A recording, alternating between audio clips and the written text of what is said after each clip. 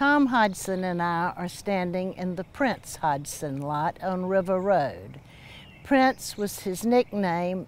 His full name was Edward Reginald Hodgson, a name that has been used through many generations of the Hodgson family, but he's the only one to have the nickname Prince. And I'm going to let Tom tell you more about his ancestor.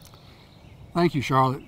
Mr. Prince, as my grandfather called him, was born in Athens in around 1846. He was a young soldier in the Civil War, along with two of his brothers. After the war, he went to Baltimore to business school and actually attempted to make a living selling shirt collars in Troy, New York, before he moved back to Athens to start a family.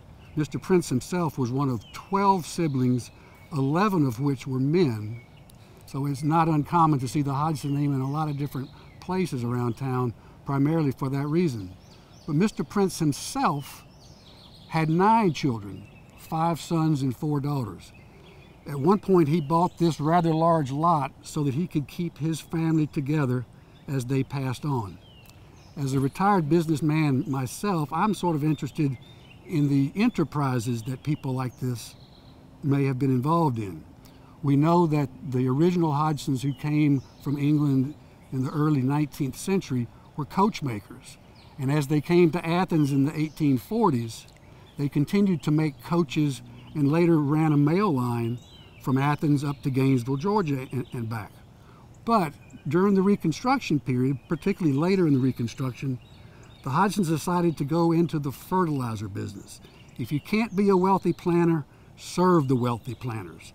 I brought with me today an example of a framed fertilizer sack for Hodgson's Fertilizer.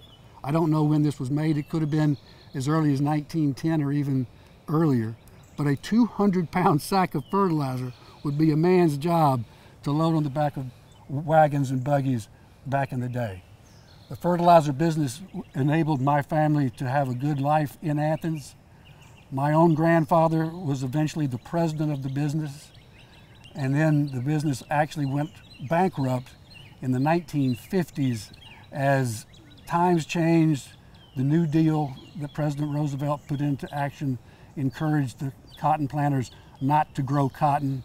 Pretty good deal for the cotton planters, not so good for the fertilizer salesmen. But the family is still happy and still prosperous in Athens, and I'm proud to be able to show this lot to you and to all viewers. This vantage point gives a fuller view of the Prince Hodgson lot, and it's sort of from the perspective of his parental lot, just a little behind where we are, and we will be looking at pictures that lot shortly. His grandmother came over with her husband and 4 children, and the father died very shortly after they got here. So here was the widow left with her children. And one of those children, who was the first Edward Reginald Hodgson, had asthma and did not find Troy, New York to be very congenial with his health.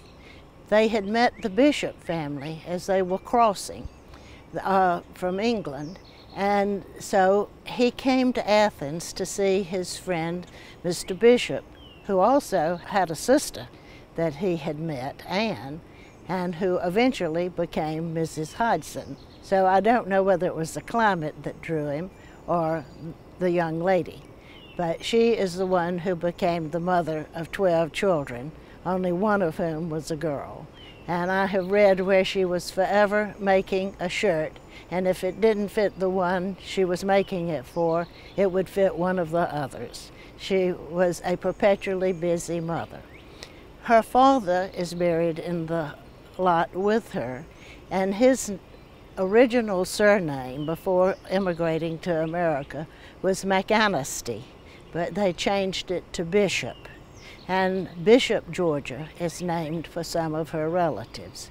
So the Bishops and the Hodgsons have had a big impact on this area. In fact, her bishop brother was brought to Athens to be in charge of the botanical garden that the university had. He came in 1830.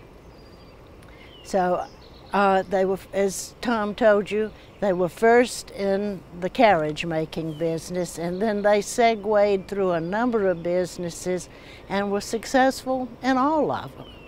And not only were they successful in business, but they made Athens successful, and the brothers pooled their earnings, and they gave 10% of their earnings to charitable enterprises, mainly to their churches.